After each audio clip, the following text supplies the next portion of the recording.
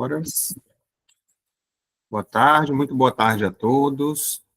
Sejam todos muito bem-vindos a mais um estudo do Livro dos Espíritos, mais um sábado à tarde, em Nova Russas, no Ceará. Diga-se de passagem, temperatura bem quente, né? Faz parte do nosso sertão aqui do Ceará, onde fica situada a FREBEM, Fraternidade Espírita Bezerra de Menezes, que já há mais de 2 anos nós vamos aprofundando o nosso conhecimento através desse estudo, né, de forma sistemática, buscando a cada questão fazer esse aprofundamento para que a gente possa entender melhor tudo que se passa, né? Nossas origens, a parte filosófica, vamos dizer assim, da vida como um todo. E nesse primeiro momento, nós vamos começar trazendo um pouco dessa parte moral, elevando nossas vibrações, conectando com Deus, com os nossos guias, mentores espirituais, e que nesse momento sejamos auxiliados e que possamos tirar o melhor proveito possível dos ensinamentos, das palavras, das frases que serão compartilhadas, para que a gente possa aproveitá-las em nossas vidas da melhor maneira possível, nos nossos relacionamentos, na busca do nosso autoencontro, do nosso desenvolvimento moral, do despertamento da centelha divina que habita em todos nós, e que possamos dar passos largos em direção desse grande farol que ilumina a nossa jornada, que é o nosso Mestre Jesus. E que ele continue abençoando as nossas vidas agora e sempre, que assim seja, graças a Deus.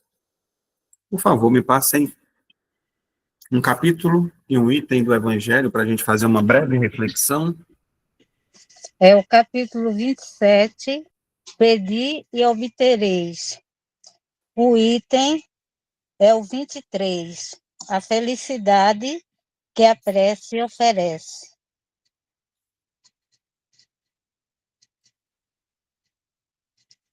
O item 23, né? Capítulo 27, a alegria da prece, né? Falando sobre as orações. É a última, na verdade, leitura do Evangelho, antes do capítulo 28, que fala sobre a coletânea das preces espíritas. Esse texto é trazido para a gente por Santo Agostinho, lá em Paris, 1861. Ele nos diz o seguinte: vinde vós que quereis crer, os espíritos celestes acorrem e vêm vos anunciar grandes coisas. Deus, meus filhos, abre seus tesouros para vos dar todos os seus benefícios. Homens incrédulos, se soubesseis quanto a fé faz bem ao coração e leva a alma ao arrependimento e à prece, como são tocantes as palavras que saem da boca de quem ora. A prece é um orvalho divino que destrói o maior calor das paixões. Filha primogênita da fé, ela nos conduz ao caminho que leva a Deus. No recolhimento e na solidão estáis com Deus. Para vós não há mais mistérios, ele vos revela. Apóstolos do pensamento, para vós é a vida. Vossa alma se desliga da matéria e rola nesses mundos infinitos e etéreos que os pobres humanos desconhecem. Marchai, marchai nos caminhos da prece e ouvireis a voz dos anjos. Que harmonia! Não mais dos ruídos confusos e a entonação aguda da terra, são as liras dos arcanjos, a voz doce e suave dos serafins, mais leves que as brisas da manhã, quando brilham nas folhagens dos vossos grandes bosques. Em que delícias caminhareis? Vossa linhagem não poderá definir essa felicidade. Tanto entrará por todos os poros, quanto a fonte na qual bebe, orando é viva e refrescante. Doces vozes embriagadoras perfumes, que a alma ouve a sabedoria quando se lança a essas esferas desconhecidas e habitadas pela prece. Sem mistura de desejos carnais, todas as aspirações são divinas. E vós também orai com o Cristo, levando sua cruz do Gólgota ao Calvário. Levai a vossa cruz e sentireis as doces emoções que passaram em sua alma, embora carregado de um madeiro infamante. Ele ia morrer, mas para viver a vida celestial na morada de seu Pai. Aqui, Santo Agostinho, ele traz para a gente uma perspectiva desse momento de oração, da prece, que eu não sei vocês, mas eu não tive ainda esse prazer de sentir tudo isso aqui. Isso aqui é um mergulho para dentro de si. É um momento de meditação plena, onde a gente praticamente se desliga de tudo que tem na Terra e se conecta infinitamente com o alto. Aqui deixa claro no final. Ah, mas aí a gente pode dizer assim, como é que eu vou ter esse sentimento, né, toda essa felicidade, né, porque aqui está falando sobre a alegria da prece, a sensação que ela pode nos proporcionar, a ligação com o alto, com os guias e mentores, que a gente pode fazer através desse momento de reflexão. E a gente diz, não, mas eu vivo num mundo tão difícil, tão sofrido, são tantos os problemas que eu não consigo parar para fazer isso direito. As dores me incomodam. E aí, no final, remete para a gente ao Cristo. Fala do Gólgota até o Calvário. Todo aquele processo que todos nós conhecemos, né, dele passar por todo aquele sofrimento. Das 12 estações, carregando a cruz, caindo, sendo chicoteado, difamado, de todas as formas que a gente imaginar, que a gente não chega nem perto com o nosso sofrimento. Né? E Jesus estava ali, fazendo prece e orando por aqueles que os caluniavam, os perseguiam, estavam ali acabando com a vida material dele. Não é? Mas aí o que é que nos aguarda, na verdade? Todos nós carregaremos as nossas cruzes, sim. Todos nós temos. Mas que seja com essa alegria, com a alegria da prece em nossas vidas. E não é a prece, como diz assim, como a gente viu na leitura anterior, até semanas anteriores, onde as orações elas são simplesmente decoradas e palavras maquinalmente repetidas.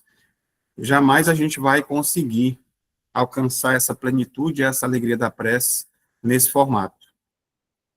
É muito difícil. Eu convido qualquer um que um dia até, de repente, com todo respeito, já rezou um terço, ou qualquer oração que a gente tenha aprendido. Na primeira vez você pode até prestar atenção na letra, mas na segunda, na terceira, na quarta, sua mente está pensando em outras coisas completamente diferentes do que na oração. E eu desafio a fazer isso, você conseguir fazer todo ele prestando atenção no que você está dizendo. É quase impossível.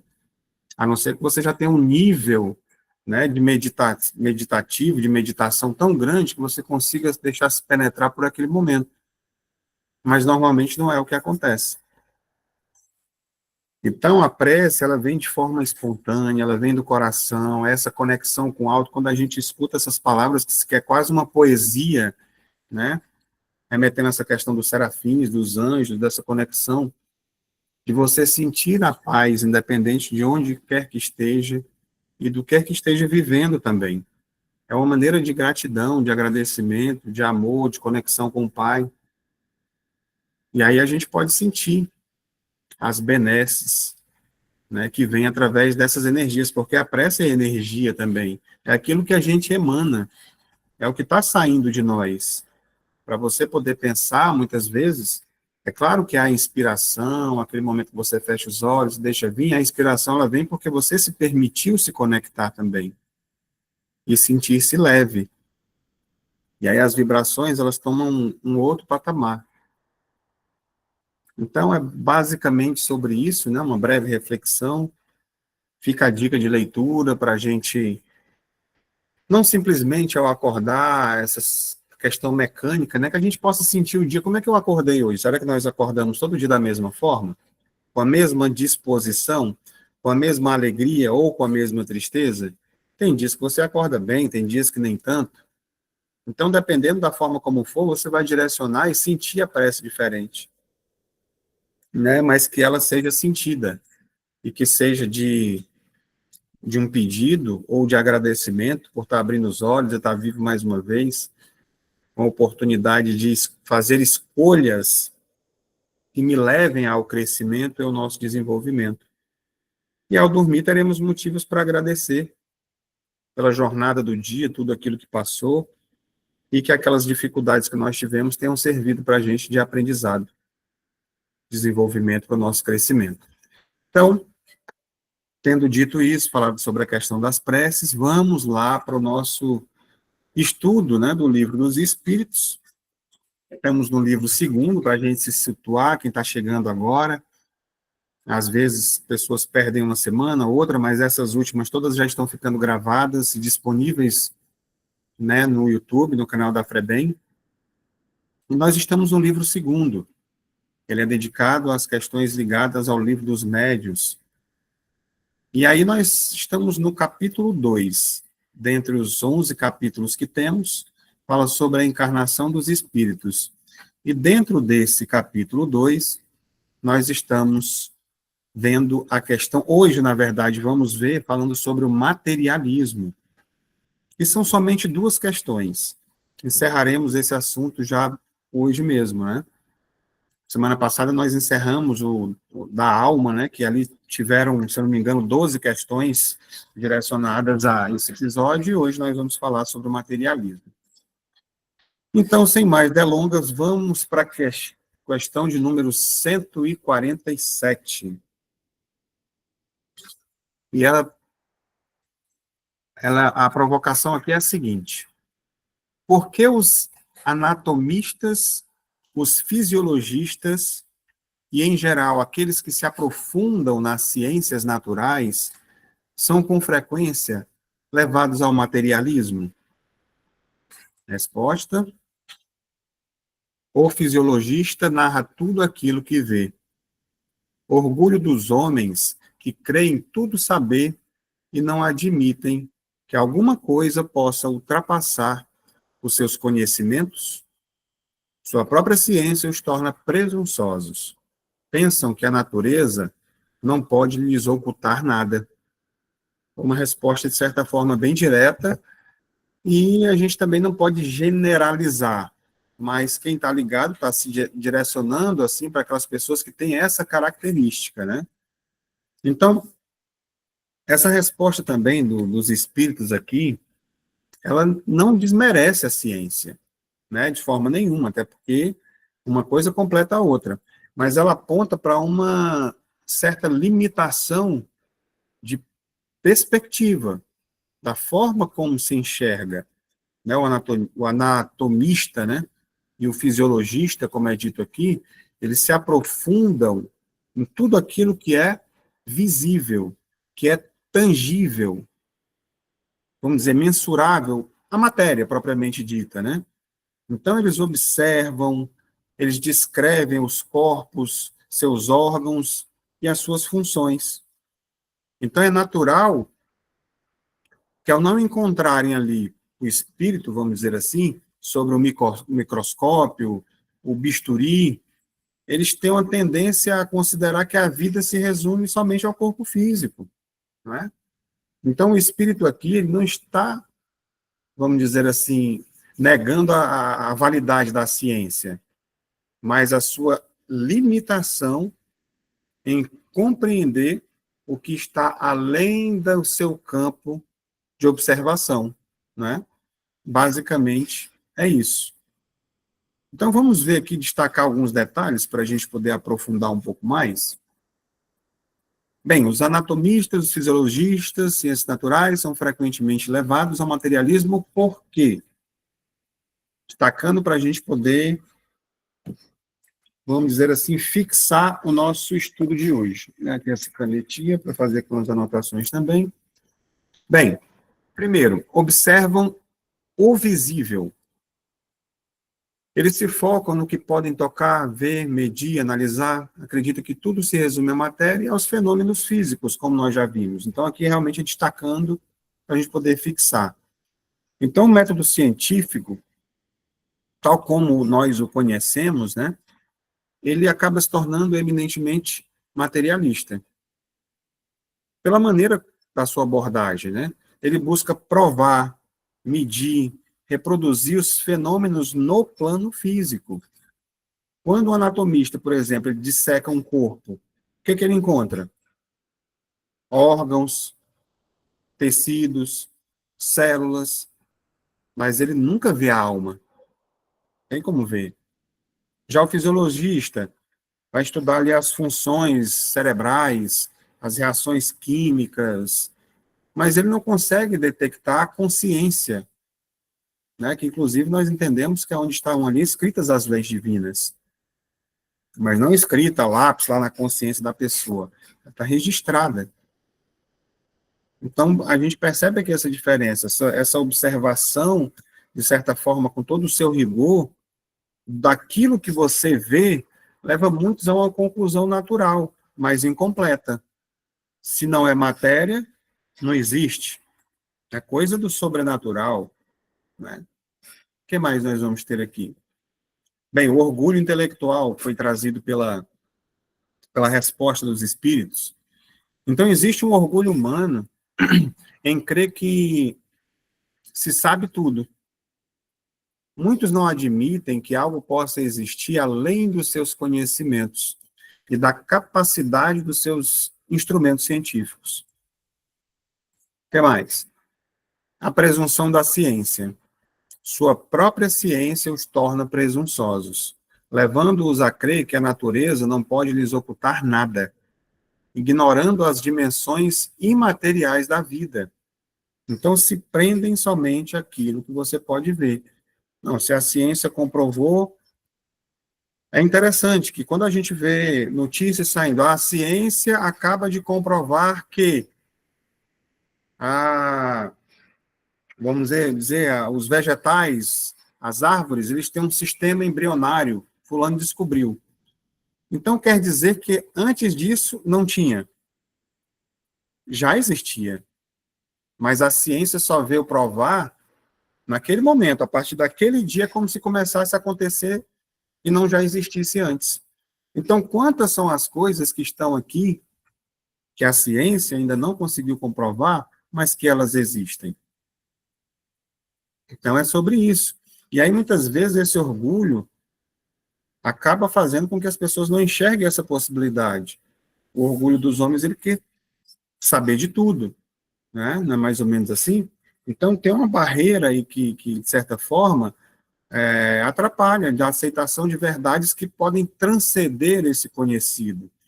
Quando a ciência, né, em seu sucesso de desvendar muitos mistérios que vêm sendo estudados agora, né, do universo físico, muita coisa está sendo descoberta e estudada nesse momento, inclusive, com relação à questão dessas comunicações com o outro lado, mediunidade, o passe, as curas, o passe magnético, né, isso já vem sendo estudado, mas antes não era, ficava na questão do sobrenatural, do maravilhoso, né? Então, a gente tem uma necessidade muito grande de abrir novos horizontes para um entendimento, uma reflexão, vamos dizer assim, implícita, é que a verdadeira ciência em que se busca pela verdade deve ser um pouco mais humilde, né? E além dessas aparências materiais que a gente tem. Não se trata de negar as conquistas científicas de jeito nenhum, mas de expandir uma visão para incluir essas dimensões espirituais da vida. Hoje nós temos como estudar, entender, perceber, e eu diria que a maneira como nós trabalhamos, nós espíritas, espiritualistas de maneira geral, não deixa de ser uma comprovação científica do que a gente estuda nos livros, no livro dos médiuns, por exemplo. Porque é comprovada a comunicação. Se uma pessoa não vai buscar, não vai conseguir saber. Então, nós sabemos, não só sabemos pelos estudos, mas também pela comprovação de uma ferramenta de trabalho que é utilizada semanalmente, através de milhares de pessoas, milhões, de repente, não sei, espalhadas pelo mundo todo, tendo esse contato com a espiritualidade. Então, vem mostrando que esses fenômenos do espírito são também fenômenos naturais, que acontecem, não é nada de milagroso, né? Mas, claro que são regidos por leis que transcendem essas leis puramente físicas que nós temos hoje. e que esse conhecimento da matéria é apenas uma parte de um conhecimento muito maior, muito mais amplo, integral do universo como um todo. Então, nosso conhecimento é muito pequeno. Então, quando a gente tem esse entendimento, eu não acredito porque a ciência diz que não é. Ou então, muitas vezes, a gente se prende até naquilo que a própria religião diz. Religião A, B ou C. Não, porque isso aí não está escrito, então não é desse jeito. Precisamos estar atentos para ter essa percepção, porque isso nos favorece de várias formas que a gente vai ver aqui. Desse entendimento mais amplo sobre a vida, sobre os motivos, por exemplo, de onde viemos, para onde vamos, o que nós estamos fazendo aqui, meu. Lá no finalzinho a gente vai refletir um pouco mais sobre isso. O que mais? Como podemos diferenciar um cientista materialista, por exemplo, de um cientista espiritualista? Sabemos que ambos utilizam o método científico dessa forma que acontece. Então, um cientista, vamos dizer assim, materialista, ele tem uma tendência a se limitar à pesquisa no aquilo que a gente vê, como a gente já observou até agora. As coisas que são tangíveis, aquilo que pode ser provado pelos sentidos. Para ele, se algo não pode ser captado por algum tipo de instrumento ou demonstrado no laboratório, não existe. Acabou, ponto final. A vida é vista como um fenômeno puramente biológico e químico, e a consciência tem uma mera função cerebral. Ponto final. Né? Aí está a diferença. Já o cientista espiritualista, não, ele já tem a visão desse entendimento mais amplo, né, de que nós não somos esse corpo físico, que existe algo que transcende tudo isso. E aí a humildade é um atributo essencial para o avanço da ciência, que está fazendo uma pergunta. Como a busca por respostas, além da matéria, pode enriquecer o conhecimento humano? E aqui a gente, nessa primeira pergunta, né, se a humildade é um atributo essencial para o avanço da ciência, é claro que, diante do que a gente está vendo, que a resposta vai ser positiva, né? A humildade, na verdade, ela é absolutamente essencial em tudo. Tudo que a gente vai fazer. Por que não também na ciência? Para esse avanço. Você entender que eu não sei tudo, que há sempre algo novo a ser aprendido e a ser descoberto. Né? A história da humanidade está repleta de exemplos de descobertas que só foram possíveis porque pesquisadores tiveram ali uma humildade de estar pesquisando, né? E questionar e se perguntar o conhecimento que já existia, que já estava ali estabelecido, e abrir novas possibilidades. Não, está comprovado até aqui, e isso aqui?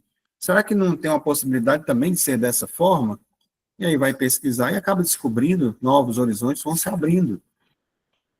E vai quebrando, através dessa humildade, essa presunção de você saber de tudo, né? Que talvez, ou é, a maior barreira para que a gente possa crescer, descobrir novas coisas. E agora eu digo de maneira geral, não só com relação à vida, né? As coisas podem ser comprovadas, mas de uma maneira geral, sobre tudo. Pense em grandes cientistas da história que não eram materialistas, por exemplo, Albert Einstein. O que os diferenciava daqueles que se limitavam ao visível? Será que grandes cientistas como o próprio Einstein, o Isaac Newton, né, mesmo sem serem espíritas, que não é sobre isso que a gente está questionando, eles compartilhavam uma característica crucial. Eles viam a ordem, a inteligência, a beleza do universo de maneira geral. E por isso eles admitiam a existência de algo superior. Eles não se limitavam a descrever os fenômenos naturais, mas buscavam ali sempre estar buscando compreender a mente criadora por trás disso tudo. Poxa, quando a gente olha para a natureza, o que é isso? Quem foi que criou tudo isso? Veio do nada? Uma explosão que aconteceu, de repente se formou tudo isso, com toda a sua beleza, com toda a sua complexidade, né? Então, o cientista espiritualista, ele também utiliza o método científico, é claro, mas só que com a mente aberta. Ele não nega a realidade do mundo material, mas ele reconhece que há uma dimensão de existência que o instrumento atual não pode captar. E ele está disposto também a considerar a existência de causas invisíveis e inteligentes por trás de fenômenos que são visíveis, tangíveis, materiais, né? Para ele, a ciência e a espiritualidade, elas não são opostas, não são antagonistas, não brigam entre si, muito pelo contrário, elas são complementares. Então, a perspectiva ela é mais ampla, porque eles não estão limitados, de certa forma, ao corpo na busca de compreender a vida, né, como um todo, mas também incluindo o espírito, incluindo essa outra dimensão da qual nós estamos, vamos dizer, interagindo 24 horas. Não é? E nos falta muito a saber ainda sobre tudo isso. Então, diante dessas primeiras reflexões, está aqui uma frase aqui interessante para a gente poder refletir um pouco mais. A sabedoria não está em saber tudo, mas em reconhecer que o conhecimento ele é infinito e que a ciência é apenas uma das pontes para a verdade. Então, vamos imaginar um caminho, né, que se estende aí até o horizonte, que aí simboliza aí uma jornada, deixa eu ligar aqui o meu laser, né? A gente tem vários caminhos a seguir. Muitas vezes, vamos dizer que o conhecimento ele vai até aqui, ó, que tem um abismo depois dele, abismos. E o que que faria com que a gente seguisse em frente nesse conhecimento, se não pontes que são construídas, né? Então, essas pontes, elas podem representar, assim, a ciência, que vem descobrindo, vem descortinando verdades para a gente, né? Levando a um futuro que ainda pode ser explorado, que tem muita coisa pela frente ainda, né? A gente vê aqui um céu vasto, estrelado, com a nebulosa, que evoca aí os mistérios que existem no universo, né? Enquanto estamos aqui, de forma contemplativa, observando esse panorama e reconhecendo, de certa forma, que existe uma imensidão ainda a ser descoberto. Muita coisa. Nós estamos ainda bebês, né? Estamos um processo evolutivo de conhecimento, nós estamos muito no início ainda. Então, se a gente não consegue construir, abrir a mente para construir essas pontes, ou daquilo que está sendo feito, a gente fica parado, preso, não desenvolve, não segue adiante, só enxerga um vazio. Então, a verdadeira sabedoria, eu diria que não é ter todas as respostas, a gente não sabe de quase nada, mas a gente compreender essa vastidão do que ainda nós não sabemos. E o que é que a gente está fazendo, de certa forma, para encontrar essas respostas? Para ir buscar essas respostas que nos ajudem, por exemplo, a entender o processo da vida, o que é que nós estamos vivendo agora. Quem de nós aqui não tem alguma coisa, se a gente fosse dizer assim, eu acho interessante que às vezes tem pessoas que dizem assim, não estou precisando de tratamento, não. Que bacana, eu acho legal. Mas tem tanta coisa, até da gente que a gente não conhece, que eu diria que a gente está parado bem aqui, que a gente não para olhar para dentro da gente. Nossa, eu tenho tantas necessidades, eu pelo menos eu sei que eu tenho. De desenvolver questões emocionais, de entendimento sobre a vida, sobre a minha vida, os porquês, as respostas, as dores, né? E se me pedisse, Cláudio, você quer fazer um tratamento agora? Coloca suas patologias. Eu ia preencher na hora aqui, porque eu tenho coisas para serem resolvidas. Né? Então, a gente precisa entender também que nós... onde é que nós estamos? O que é que eu sinto? Qual é esse abismo que tem entre o que eu sei agora e o que é que falta eu saber para que eu possa me sentir como nessa oração, até como elaborar uma oração, como foi feita no início aqui, trazida pelo Evangelho para a gente, né?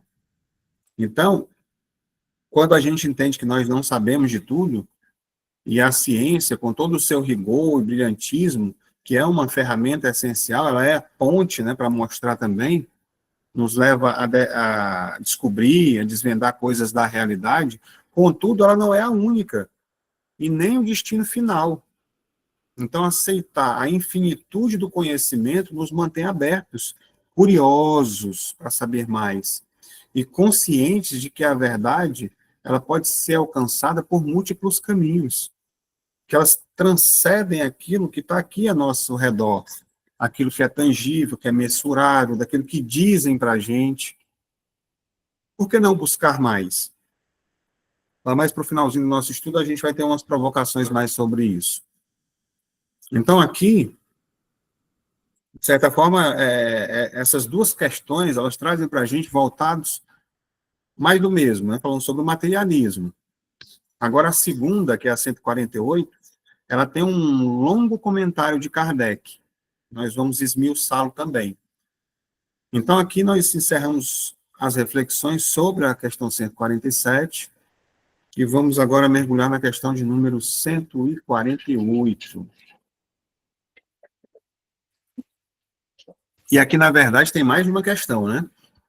Diz o seguinte: não é de lamentar que o materialismo seja uma consequência de estudos que deveriam, ao contrário, mostrar ao homem a superioridade da inteligência que governa o mundo? É necessário concluir que eles são perigosos? E a resposta: não é verdade que o materialismo seja uma consequência desses estudos. O homem é quem tira deles uma falsa consequência, porque ele pode abusar de tudo, mesmo das melhores coisas. O nada, aliás, amedronta-os mais do que o demonstram. E os espíritos fortes são, frequentemente, mais fanfarrões que corajosos. No mais das vezes, são materialistas por não terem nada com que encher o vazio do abismo que se abre diante deles. Mostre-lhes uma âncora de salvação e a ela eles se agarrarão apressadamente. Aqui a gente vê uma questão com uma resposta um pouco maior, e para a gente poder esmiuçar um pouco ela, entender, eu destrinchei aqui em alguns esclarecimentos. Vamos lá. Primeiro, o materialismo não é uma decorrência inevitável dos estudos científicos. É o homem que tira conclusões falsas, pois pode abusar de qualquer coisa, inclusive do conhecimento. Então, não é o que está ali, não é a ferramenta, é a maneira como a gente a usa, né? A ciência em si, ela é um instrumento, vamos dizer assim, neutro na busca do conhecimento. Assim, por exemplo, como vamos usar mesmo o evangelho, né? Se der uma enxada, tem essa passagem no evangelho, segundo o Espiritismo, né? E na mão do trabalhador, o que está dizendo que é para a enxada ser feita? Para capinar. Mas se ele pega a enxada e atenta contra o seu patrão, vamos dizer assim, ele está fazendo um mau uso da ferramenta que lhe foi dada, né? Para fazer aqui um certo comparativo, né? Então, o conhecimento científico pode ser interpretado de diversas maneiras, utilizado de várias formas. O erro não está no estudo da matéria, mas na interpretação limitada e, como diz anteriormente, orgulhosa de alguns que fazem desse estudo, desse conhecimento, né, que fazem dele.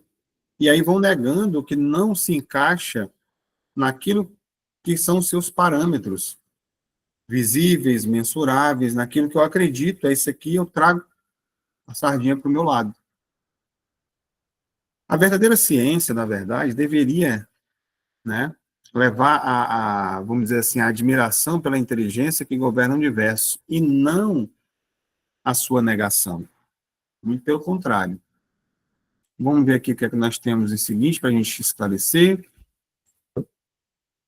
Bem, muitas vezes, o materialista tem mais medo do nada, ou seja, da aniquilação após a morte, do que ele demonstra. A postura do espírito forte é, por vezes, uma máscara que vai disfarçando aí esse medo, esse temor. E mais?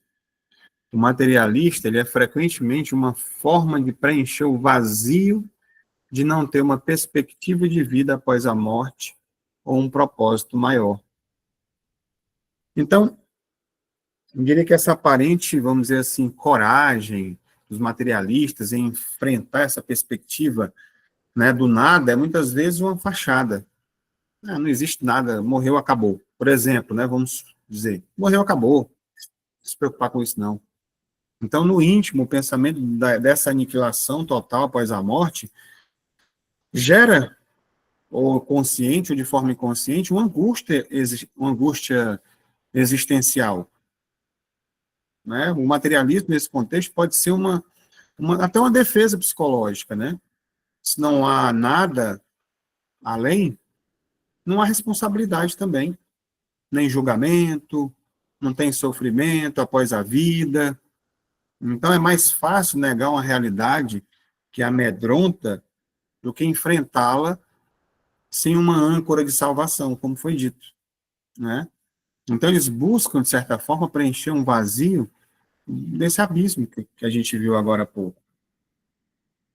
Aí vão tendo uma certeza de que não existindo nada depois, aí vai se tornando uma situação fria, né?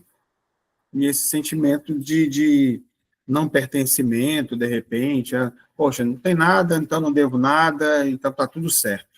Só que por dentro, aí é que a gente vai ver o que é que está sentindo, né?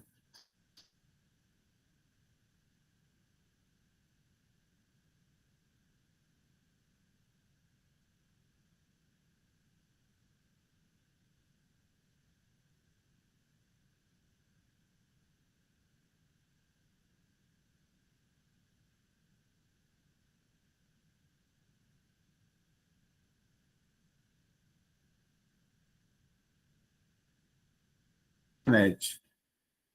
Voltou? Oi, pessoal. Sim, voltou. Voltou. Voltou? Ah, tá. Uma conexão aqui ruim. Então, vamos lá. Por um momentinho sumiu para vocês? Sumiu. Foi, né? Sumiu, mas voltou. Agora Ok. voltou. Então, vamos lá. Pareceu aqui que teve uma queda de internet. Bem, se lhes for apresentada uma âncora de salvação, como eu estava dizendo, essa doutrina que oferece, né, um sentido de esperança da vida futura, muitos se apegarão a ela. Estava falando sobre isso. Então, ao oferecer, vamos dizer assim, a imortalidade da alma, a comunicabilidade com os espíritos, a justiça divina, a reencarnação como um caminho de progresso, né? A gente acaba vendo aqui que traz um sentido maior para a vida, uma esperança consoladora, né, para a morte, vamos dizer assim. Que, na verdade, a morte não existe. E aí, só em a gente ter essa perspectiva que existe vida após a vida, é um consolo muito grande, mas de que forma isso acontece, né? Então, ela acaba sendo, assim, essa âncora que pode resgatar aqueles que se sentem perdidos, né, no vazio existencial. Na verdade, vamos colocar como se fosse uma luz, um farol iluminando, é até melhor, mostrando que a vida tem um propósito, sim, e que a morte é apenas uma passagem. Então, aqui, para a gente ter uma perspectiva assim, mais bacana, né, aqui tem a presunção da ciência que tudo sabe, é a maior barreira para o verdadeiro conhecimento. A natureza sempre nos reserva segredos, especialmente os da alma. Então, a gente vê os cientistas apegados nas questões materiais, muitas vezes sombrias, no sentido de não ter o conhecimento mais amplo, do que existe realmente na questão da espiritualidade, do pleno, né, do belo, do transcendente, daquilo que passa dessas barreiras somente da matéria. Então, essa presunção da ciência, que tudo sabe, ela estanca, vamos dizer assim, o progresso, em alguns sentidos, né, como esse, por exemplo. Porque ela fecha a mente da gente diante dessa grande possibilidade do universo, que ainda por serem exploradas. Né? Não diz assim, não, aqui a ciência provou até aqui, mas depois deve existir muita coisa, mas a gente não provou ainda. Mas a gente está trabalhando para que isso aconteça. Não estabelecer, não, isso aqui é o que existe, ponto final. Né? Então, toda essa complexidade que é a nossa alma, que é o nosso espírito, como a gente viu nos capítulos anteriores aqui dos nossos estudos, né? Isso sempre vai ter esses mistérios, né? E vai trazendo para a gente essas possibilidades de quê? De descobertas, de saber. A verdadeira busca pelo conhecimento, ela não se encerra com certezas absolutas, mas floresce com admiração pelo que eu não sei, pelo desconhecido. Né? A gente aqui, nós somos, aqui o Arlindo, a turma que a gente trabalha já há algum tempo, a gente vem trabalhando com a desobsessão complexa, com a apometria.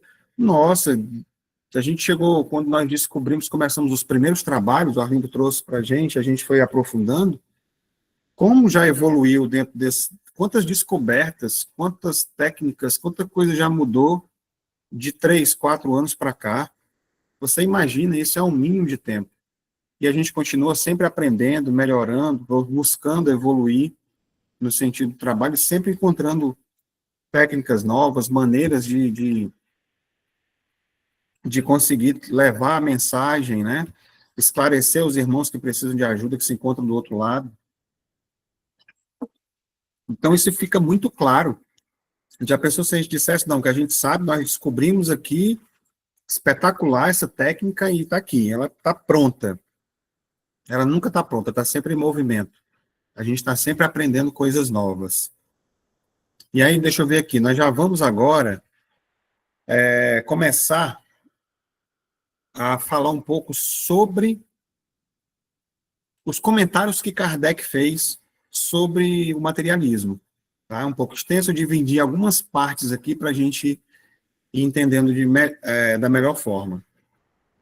Primeiro trecho, por uma aberração da inteligência, há pessoas que não veem nos seres orgânicos senão a ação da matéria, a que atribuem todos os nossos atos.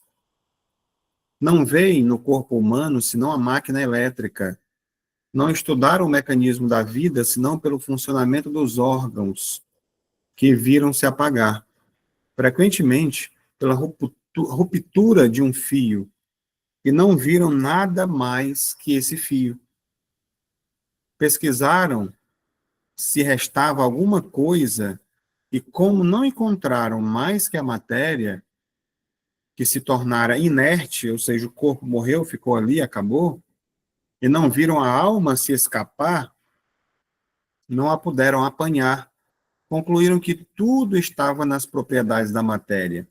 E assim, depois da morte, o pensamento se aniquilava. Triste consequência, se assim fora. Porque então o bem e o mal não teriam finalidade. E aí, vamos tirando algumas reflexões já de cada parte, porque senão a leitura fica muito grande, muito cansativa, né? Para a gente fazer uma reflexão só no final. Então, diante desse primeiro texto aqui, o que é que a gente pode refletir? Uma visão reducionista, ou seja, essas pessoas veem o corpo humano como uma máquina elétrica, atribuindo todos os atos à ação material e ao funcionamento dos órgãos, né? O que mais? Foco no mecanismo. Elas estudam a vida apenas pelo seu mecanismo visível, observando como um fio, ou seja, órgão ou função vital. Pode se romper e apagar a vida. Né? Vocês já ouviram a frase, a vida está por um fio. Né? Então, acabou a vida, ali morreu e acabou. O que mais? Ao não verem a alma se escapar, e não se apanharem após a morte, é quando o corpo se torna inerte. Concluem que tudo se resume às propriedades da matéria. E mais, consequência aniquiladora. Bem, essa conclusão leva à crença de que o pensamento se aniquila com a morte. Ou seja, tudo que a gente construiu, pensou, criou com a nossa mente, aprendeu, morre. Triste consequência que retira a finalidade do bem e do mal. Então, quando a gente pega essas primeiras reflexões aqui, Kardec não chama essa visão de ignorância, mas de aberração. Ele começa dizendo aberração da inteligência na frase, lá no início. Isso sugere que não é a falta de inteligência, muito pelo contrário, são altamente inteligentes, mas um desvio do uso da forma como é utilizada essa inteligência, né? A inteligência é potente para analisar as coisas materiais, mas quando se recusa a olhar além dela, ela se torna limitada, muitas vezes até distorcida. É como você ter um telescópio super poderoso, né, vamos dizer assim, e se recusar a olhar para as estrelas. Né? Você está focado aqui somente na lente, aqui no superficial, vamos dizer assim. E quando ele fala também que essa analogia do corpo como uma máquina elétrica, vamos dizer assim, e a vida como um fio que se rompe, vamos dizer assim, é brilhante para a época.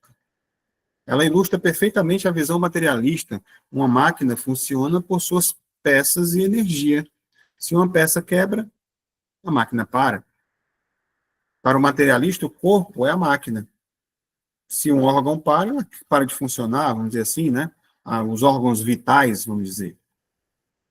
Então, a vida é a energia elétrica que a faz funcionar.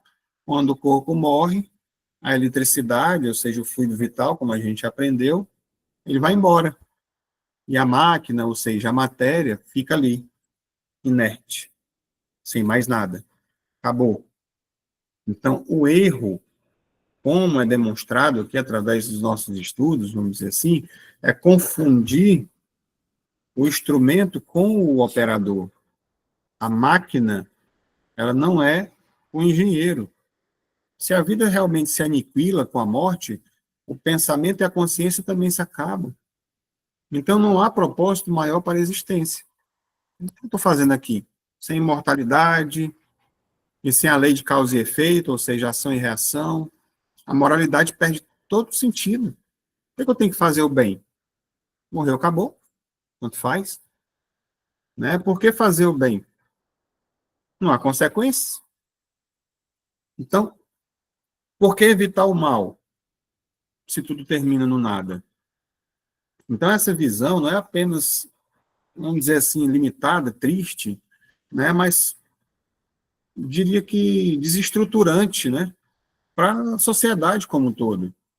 Retira a motivação que existe na gente, de certa forma intrínseca, para que a gente possa desenvolver as nossas virtudes, o nosso progresso moral, transformando aí a vida, ou as nossas vidas, em uma mera busca por prazeres, sem propósito de vida duradouros, que a gente observar, muitas pessoas agem dessa forma. É como se não existe nada depois disso. Tem que aproveitar a vida só tem uma, então vamos lá fazer acontecer, e não se preocupa com as questões do espírito. Né? Duas fases para a gente refletir. A vida é muito mais do que nossos olhos físicos podem apreender. A alma é o motorista, não o carro. E o carro, por mais complexo que seja, é apenas um veículo temporário. Ou seja, a gente está aqui nesse corpinho de carne, utilizando ele, mas quem está dirigindo é algo que transcende isso. O carro vai ficar, mas o espírito ele sobrevive, ele transcende, ele volta. Né, que também é outra analogia que é feita. Vamos para mais um trecho, né, de Kardec. Bem, o homem teria razão em pensar só em si mesmo e em colocar acima de tudo a satisfação dos seus prazeres materiais. Os laços sociais se quebrariam e as mais santas afeições se romperiam para sempre. Acabaria tudo, não adianta nada, eu sou minha mãe, meus irmãos, minha família, meu filho, meus filhos, meus amigos, tudo isso que eu construí, os carinhos, o amor, pronto, acabou, morte, encerrou tudo, né? Felizmente, essas ideias estão longe de serem gerais. Pode-se dizer que são muito circunscritas e não constituem mais que opiniões individuais, pois em parte alguma ainda se constituíram em doutrina. Uma sociedade apoiada sobre essas bases carregaria em si o germe de sua dissolução, e seus membros se entredevorariam como animais ferozes. Olha só, a que ponto chegaria se realmente todo mundo entendesse dessa forma. E aí, vamos lá. Kardec aponta as consequências sociais e morais do materialismo, afirmando que, se o materialismo fosse universal, o homem pensaria apenas em si e na satisfação dos seus prazeres materiais. E mais, os laços sociais se quebrariam e as afeições mais santas seriam rompidas para sempre. Uma sociedade fundada nessas bases carregaria em si o germe de sua própria dissolução, levando seus membros a se entredevorarem como animais, né? Então, aqui a gente está vendo, né, destacando algumas partes, não é uma doutrina universal. Felizmente, essas ideias materialistas são circunscritas a opiniões individuais e não se constituíram como uma doutrina aceita universalmente. É para a gente gravar as principais partes do comentário de Kardec, que a gente vai vendo que se esse pensamento se aniquila com a morte, como ele descreveu, né, na parte anterior, então a vida terrena é tudo que existe. Vamos sendo redundante nessa parte para a gente entender de uma vez por todas, né? É uma conclusão lógica, é que o único propósito é o prazer material, as satisfações, vamos dizer assim, egoísticas, né? Não é um incentivo para que a gente possa desenvolver virtudes. Claro que a gente já traz isso na gente, né? De certa forma. Mas todos nós não estamos buscando melhorar a cada dia, né? Não é uma proposta ser hoje melhor do que ontem, amanhã melhor do que hoje. E nesse processo de crescimento, aí aqui faltaria esse incentivo, para que a gente pudesse, de certa forma, sacrificar mais, buscar mais, ir ao encontro de desenvolver o amor, a caridade, em toda a sua plenitude. Né? O homem teria razão em pensar só em si mesmo, questão egoística, esqueceria essa outra parte. Né? Então, a gente veria uma sociedade completamente diferente do que a gente vê hoje, daquilo que a gente gostaria que fosse, e ela se tornaria uma coisa bem tenebrosa, né, obscura. Quando o prazer material é o único norte, os laços mais sagrados se rompem, e a sociedade se torna um palco feroz de egoísmo, cada um por si. Cada um que faça a sua parte, se vira, eu vou cuidar do meu, né? Então, acredito que nós que estamos aqui, a gente já avançou nesse sentido, a gente já não pensa mais tão somente na gente, por mais que todos nós ainda tenhamos esse lado sombra em nós, de ainda sermos, sim, egoístas, vaidosos, né? Orgulhosos, precisando trabalhar muito disso em nós, mas não a ponto de chegar, de pensar somente em nós. Nós já pensamos no outro, nós somos gentis, ajudamos, colaboramos de alguma forma com a sociedade, né? Temos ali um ou outro problema com pessoas pontuais, mas de maneira geral, eu acredito que todos nós estamos buscando essa melhora de um todo, que começa por dentro da gente. E aí, quando nós seguimos para mais um trecho de Kardec, vamos ver o que ele diz para a gente. Bem, o homem tem instintivamente a convicção de que tudo para ele não se acaba com a vida. Tem horror ao nada e obstina-se inutilmente. contra a ideia do futuro, quando chega o momento supremo. E são poucos os que não perguntam o que vai ser deles, porque a ideia de deixar a vida para não mais retornar tem qualquer coisa de dolorosa. Quem poderia, com efeito, encarar com indiferença uma separação absoluta, eterna, de tudo aquilo que amou? Quem poderia ver, sem pavor, abrir-se diante de si o abismo imenso do nada, onde virão se dissipar para sempre todas as nossas faculdades, todas as nossas esperanças, e se dizer, o quê? Depois de mim nada, nada mais que o vazio, tudo acabado para sempre. Ainda alguns dias, e minha lembrança terá se apagado da memória daqueles que me sobreviveram, e bem cedo não restará nenhum traço da minha passagem sobre a terra. Eu já pensei isso, acredita? E o bem que fiz será esquecido pelos ingratos, a quem eu servi, e nada para compensar tudo, nenhuma outra perspectiva que aquela do meu corpo ruído pelos vermes. É interessante, quando eu era mais jovem, um amigo meu, um colega meu, ele desencarnou, ele morreu. E eu tive um pensamento como esse: rapaz, o cara passou por aqui, passou um mês, dois, ninguém mais fala sobre ele, daqui uns anos, acabou. Né? As lembranças ficaram lá no passado de uma pessoa que existiu e não ficou mais nada. Né? Então, seria muito realmente triste dessa forma. Mas quando a gente sabe que o que ficou aqui foi aquele corpo, o espírito dele retornou, que se reencontrou com as figuras, né, queridas do passado, antepassados, parentes, amigos, e pode estar muito feliz, isso muda toda essa perspectiva, né?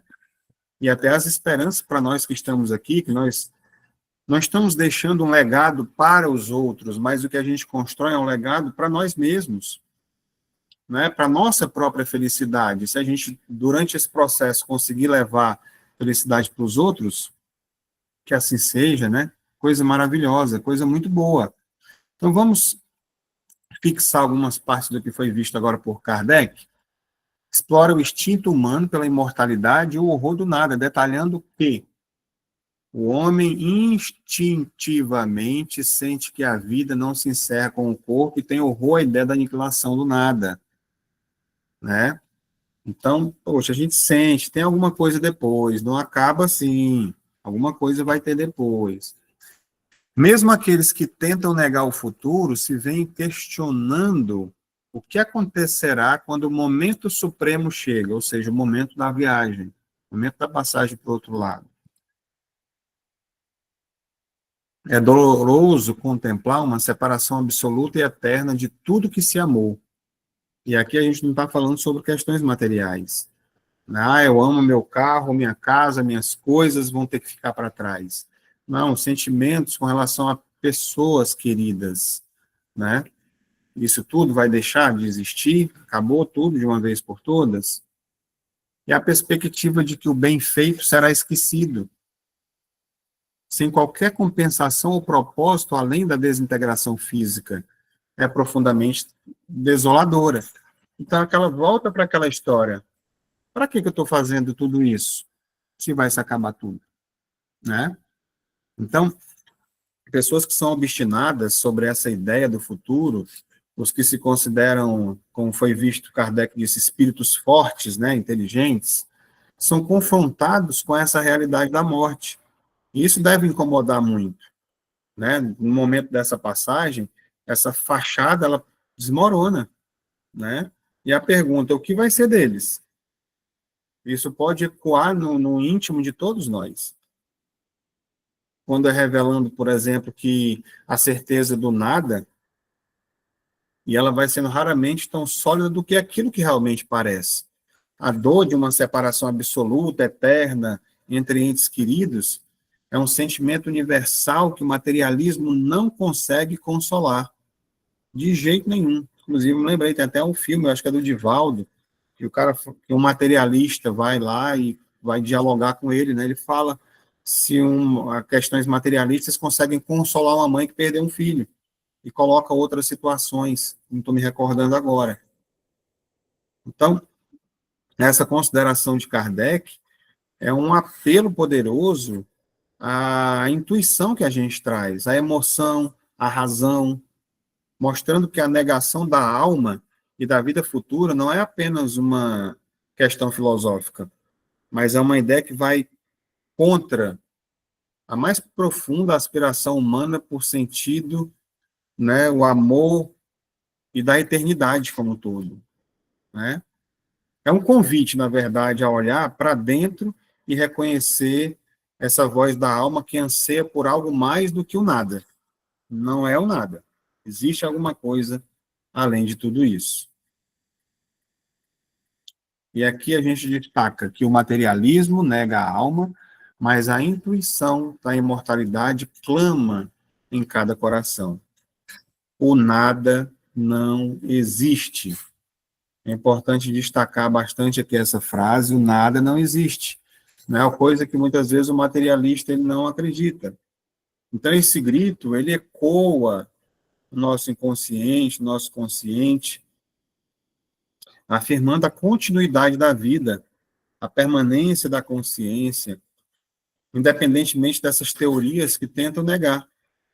E a essência do ser humano se rebelando contra uma ideia de um fim absoluto, tá? Então, o nada não existe. O que mais nós vamos ter? Mais um trecho de Kardec.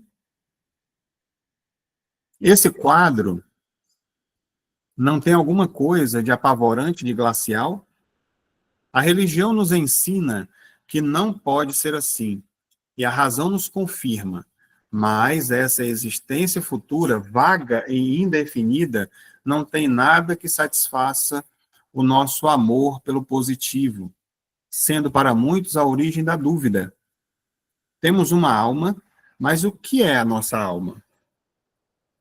Ela tem uma forma, uma aparência qualquer? É um ser limitado ou indefinido? Alguns dizem que é um sopro de Deus, outros que é uma centelha, outros, ainda, uma parte do grande todo, o princípio da vida e da inteligência. Mas de tudo isso, o que aprendemos? Fica a pergunta. Que nos importa ter uma alma se depois da morte ela se confunde na imensidade? Como as gotas da água no oceano, a perda de nossa individualidade não é para nós como nada? Disse que ela é imaterial, mas uma coisa imaterial não tem proporções definidas, para nós representa nada. Então vocês viram a quantidade de questionamentos que Kardec fez aqui para a gente poder buscar essas respostas? Ele está aqui provocando a gente a pensar dessa forma que os filósofos faziam antigamente, questionando perguntas e perguntas para a gente poder refletir. E aí, Kardec aponta a insuficiência das explicações tradicionais sobre a vida futura. E aí, vamos lá.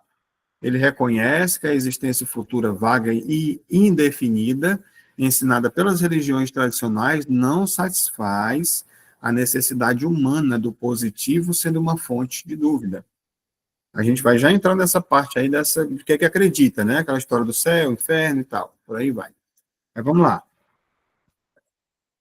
O homem questiona a natureza da alma. O que é? Tem forma? Aparência? É limitada? Indefinida? Questões que foram feitas por Kardec. Se a alma se confunde na imensidade após a morte, como as gotas de água do oceano, a perda da individualidade é vista como o próprio nada para o ser humano? As definições de alma como sopro de Deus, centelha ou parte do grande todo são abstratas, não trazem um conhecimento prático. Então, mesmo a ciência não acredita, a religião vem e traz, não, existe alguma coisa depois da morte. Mas como é isso? Como é que isso acontece? Para onde é que a gente vai? Ainda ficam essas dúvidas, né? Então, Kardec toca aqui num ponto crucial de que a fé religiosa do seu tempo, de hoje, vamos dizer assim, muitas doutrinas ofereciam promessas de uma vida após a morte, mas sem detalhes, sem lógica, muitas vezes, sem uma descrição que pudesse satisfazer a nossa inteligência. Então, essa vaga e indefinida existência futura, desprovida de entendimento, de coisas racionais, ia se tornando uma fonte de ceticismo também, de dúvida. Será que é assim mesmo, né, que acontece?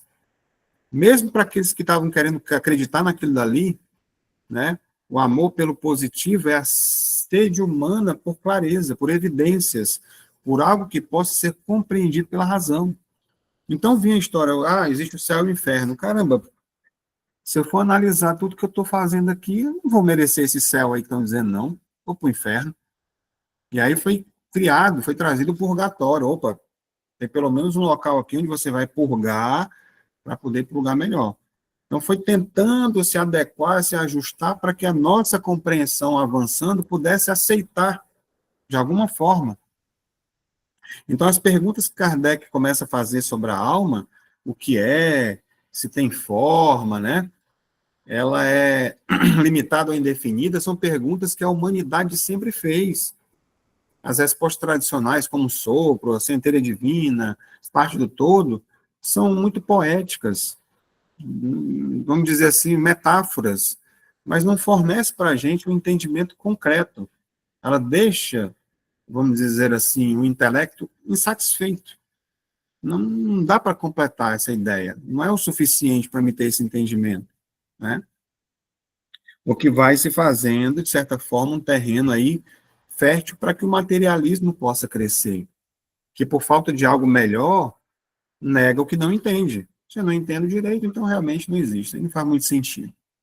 Então a crítica à imaterialidade, sem proporções definidas, como Kardec falou, que representam nada, para o entendimento humano, sublima a necessidade de uma doutrina que torne o espiritual mais acessível ao entendimento, que a gente tenha mais compreensão.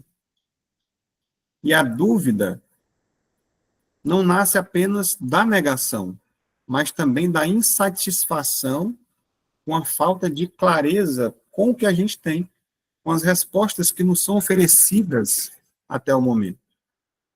Então, é sobre isso. Mais um trecho aqui de Kardec. A religião nos ensina também que seremos felizes ou infelizes segundo o bem ou mal que houvermos feito. Mas em que consiste essa felicidade que nos espera no seio de Deus? É uma beatitude? Uma contemplação eterna, sem outra finalidade que cantar louvores ao Criador? Né, tocando as harpas lá? As chamas do inferno são uma realidade ou um símbolo? A própria igreja o entende como um símbolo, mas quais são esses sofrimentos? Onde está o lugar de suplício? Numa palavra, o que se faz? O que se vê nesse mundo que nos espera a todos? Disse que ninguém voltou para nos prestar contas. É um erro. E a missão do Espiritismo é precisamente de esclarecer-nos sobre esse futuro, de fazer-nos, até certo ponto, atingi-lo com o dedo e com o olhar. Não mais pela razão, mas pelos fatos. Mais uma vez, Kardec traz aqui inúmeras questões para a gente. Muitas questões para a gente poder aprofundar e poder refletir. E mais do que isso, entender. Vamos destacar aqui algumas partes. As religiões ensinam sobre recompensa ou punição após a morte, felicidade ou infelicidade, mas sem clareza sobre o que de fato consistem. A felicidade está descrita como beatitude, contemplação eterna, cantar louvores, sem um propósito mais claro ou ativo. Existência de relatos. Vamos logo essa daqui.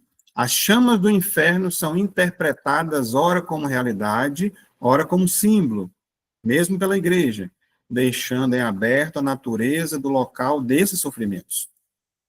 Há a ideia de que ninguém voltou para prestar contas sobre esse mundo futuro. Ora, aqui já dá para a gente tirar, até para a gente até o final do estudo, mas ainda tem mais coisa pela frente. Vamos tentar ser sucinto aqui. As religiões, elas nos ensinam que seremos felizes ou infelizes conforme nossas ações. Não é isso? A moralidade é a base. No entanto, se as consequências dessa moralidade são tão nebulosas, né? Aí fala, né? Beatitude, contemplação eterna, sem finalidade de cantar louvor, essas coisas. A motivação profunda se esvai para muitos. Acaba ficando, poxa, por que tanta motivação para me fazer, né? Já que é dessa forma. A alma humana ativa e pensante, raciocinando, ela anseia por um propósito que vá além de uma existência passiva. Poxa, eu vou ficar lá tocando ar pro resto da minha existência todinha. Coisa sem, se a gente for olhar, meio sem graça, né, para a vida que a gente tem hoje. Uma vida ativa que faz várias coisas. Quer dizer que o céu é isso. E o inferno a gente vai ficar queimando lá, com os outros enfiando garfo na gente, sofrendo eternamente. Né? Fica meio assim, muito aberto. Então, essa vagueza gera um desinteresse para muitas, e muita descrença para muitas pessoas, né? Esse inferno, que é um símbolo realidade, essa ambiguidade em torno do inferno é outro ponto crítico, porque se as próprias instituições religiosas não conseguem definir se é um local físico de tormento ou uma condição simbólica, né, como podemos... Isso o próprio Papa chegou a falar isso. O céu e o inferno não eram locais circunscritos, né? Eram estados de espírito, mais ou menos com essas palavras, né? Então, essa falta de clareza gera medo, gera superstição, né? Ou, inversamente, uma completa indiferença. Não quero saber. Kardec ele busca aqui, com essas questões, uma explicação que não assuste, mas que instrui e motive a mudança moral pelo entendimento, não por temor. Eu não devo temer, ter medo de Deus, ter medo das suas leis, né? Eu devo entender. Eu não devo ter medo dos vícios, de tudo aquilo. Mas eu devo entender que eles me fazem mal. E não é porque eu frequento casa A, B ou C, eu sou espírita, que eu sou proibido de fazer qualquer coisa que seja. Não, nada é proibido. Agora tem consequências. Não deve ser feito. Não utilize dos vícios. Caso você utilize, existe a lei de causa e efeito. E aí vem o nosso lá, logo de cara, mostra André Luiz, o vício, bebida, cigarro, mulher, aquela coisa toda, onde ele vai para um local de sofrimento, o inferno, purgatório, como diziam, um umbral, para um local de sofrimento temporário. Passou 8 anos, foi resgatado, foi para uma colônia espiritual, e aí você recebe novas oportunidades. E quando ele fala aqui também, Kardec, que ninguém voltou, né, que foi dito, Kardec trouxe para a gente, essa ideia que ninguém voltou para nos prestar contas é um dos maiores argumentos materialistas e céticos que a gente pode ter. Kardec declara de prontidão, é um erro. Com essa afirmação simples, ele subverte séculos de dogmas e preconceitos. A crença da impossibilidade de se comunicar com os mortos ali é desfeita.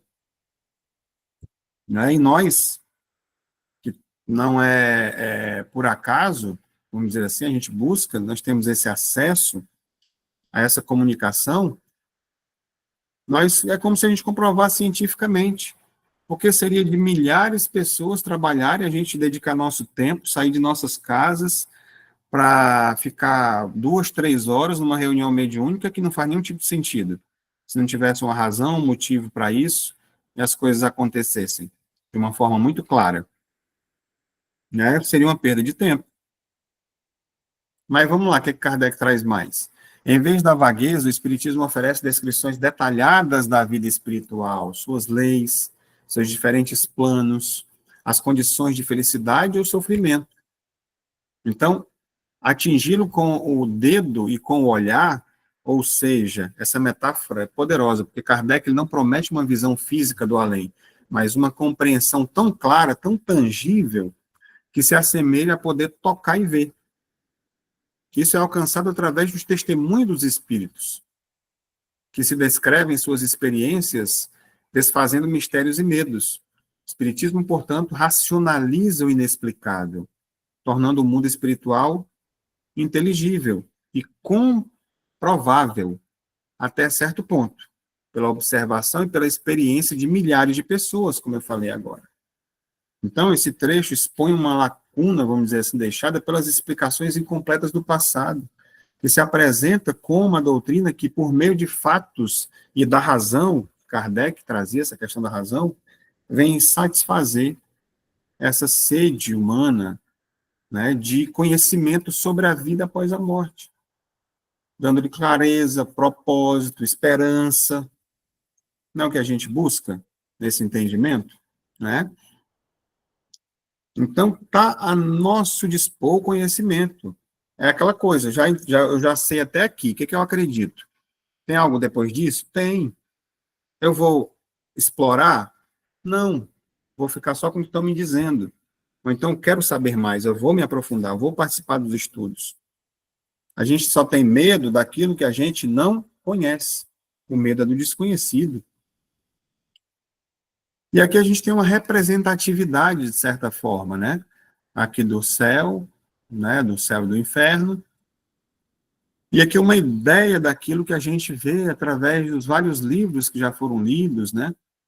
Uma consolação genuína, né? De que os laços afetivos não são desligados de forma definitiva, o propósito da existência, né? Aqui como se fosse uma questão do umbral, uma passagem, um resgate para as colônias espirituais, né, que a gente vê nos filmes, inclusive, Nosso Lar, Os Mensageiros, filmes baseados em livros de Allan Kardec, e A Vida Continua, né, tantos outros, e isso a gente vive, e é interessante que eu falo, por tudo que eu já estudei, das reuniões que a gente participa, apesar de eu não ver, mas tem as sensitivas que trabalham conosco, que elas têm a capacidade de vislumbrar esses locais.